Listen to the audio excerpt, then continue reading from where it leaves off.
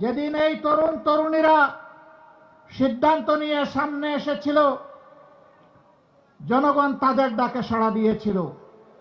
নারী পুরুষ, শিশু কিশোর যুবক আবাল বৃদ্ধ বনিতা সকলে রাস্তায় নেমে এসেছিল। আন্দোলন সেদিনই সফলতার মুখ দেখেছিল।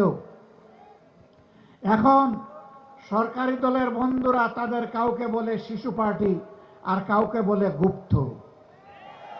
লজ্জা!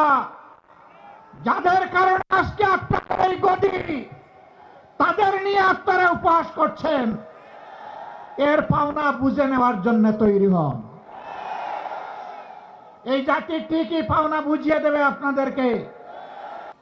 আজ যাদের ত্যাগের কারণে বাংলাদেশে একটি সংসদ নির্বাচন এবং গণভোট অনুষ্ঠিত হয়েছে, আজ যাদের ত্যাগের কারণে একটি সংসদ এবং সরকার গঠিত হয়েছে, আজ যাদের ত্যাগ এবং কুরবানির কারণে অনেকেই জেল থেকে মুক্তি পেয়েছেন, আজ যাদের কুরবানির কারণে অনেকের কপালে দেশি বিদেশি চিকিৎসা সেবা জুটেছে, আজ যাদের কুরবানির কারণে অনেকে প্রধানমন্ত্রী, মন্ত্রী, বিরোধী দলীয় নেতা হতে পেরেছেন, তাদের আত্মা আমাদের দিকে চেয়ে আছে।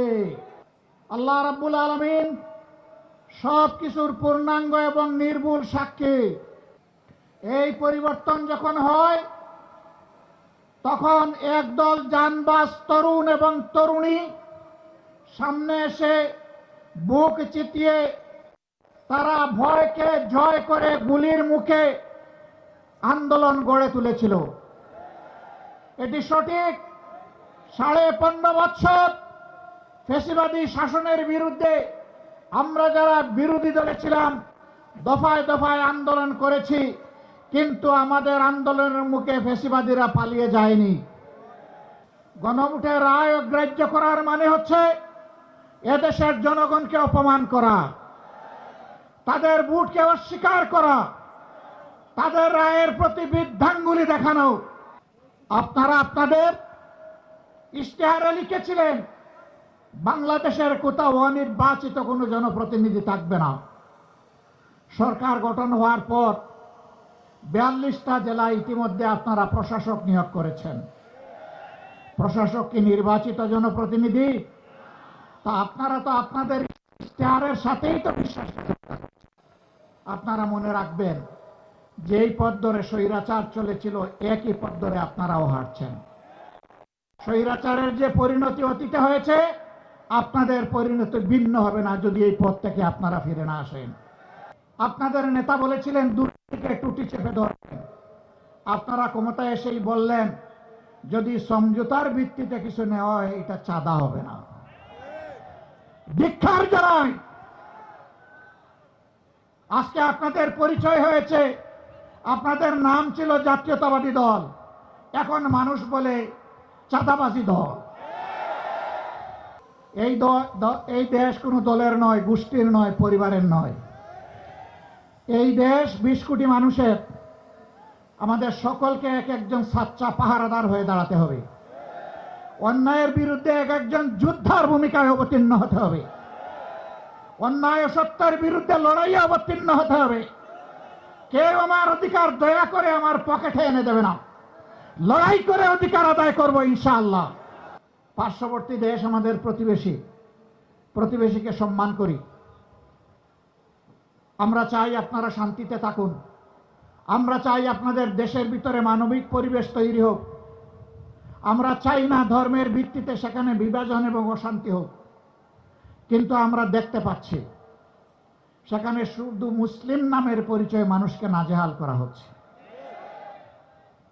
আর বাংলাদেশের দিকে লাল চোখ দেখানো হচ্ছে। বন্ধু, এটা তিতুমিরের বাংলাদেশ, হাজী শরীয়তুল্লাহর বাংলাদেশ, শাহ মখদুমের বাংলাদেশ। এই বাংলাদেশের দিকে চোখ রাঙাবেন না, হুমকি ধমকি দিবেন না। আমরা চাই আমরাও শান্তিতে থাকি, আমরা চাই আপনারাও শান্তিতে থাকুন। আমাদের শান্তি নিয়ে টান দিলে কারো শান্তিই থাকবে না। বাংলাদেশের 4 ভাগের 1 ভাগ পদ্মা এবং তিস্তার কারণে এখন প্রায় মরুভূমি হয়ে গিয়েছে। আওয়ামী লীগের প্রথম সরকার ক্ষমতায় আসার পর পরীক্ষামূলকভাবে 15 দিনের জন্য ফারাক্কা বাঁধ এটা বাস্তবায়নের সুযোগ দিয়েছিল, এর কার্যক্রম চালানোর সুযোগ দিয়েছিল। 55 বছরেও 15 দিন শেষ হয় না হয়। ইতিমধ্যে পদ্মা শুকনা মৌসুমে মরুভূমি, আর বর্ষার মৌসুমে এটা দুর্ভোগের কারণ। এখন এই মৌসুমে কৃষকের পানির প্রয়োজন, সাধারণ মানুষের পানীয় জল দরকার, এখন পানি নেই। সরকারকে আমরা সাধুবাদ জানাই, ইতিমধ্যে পদ্মা ব্যারেজের ঘোষণা দিয়েছেন, কিন্তু এটা যেন শুধু লোক দেখানো ঘোষণা না হয়, এই ঘোষণা যেন বাস্তবে রূপ নেয়।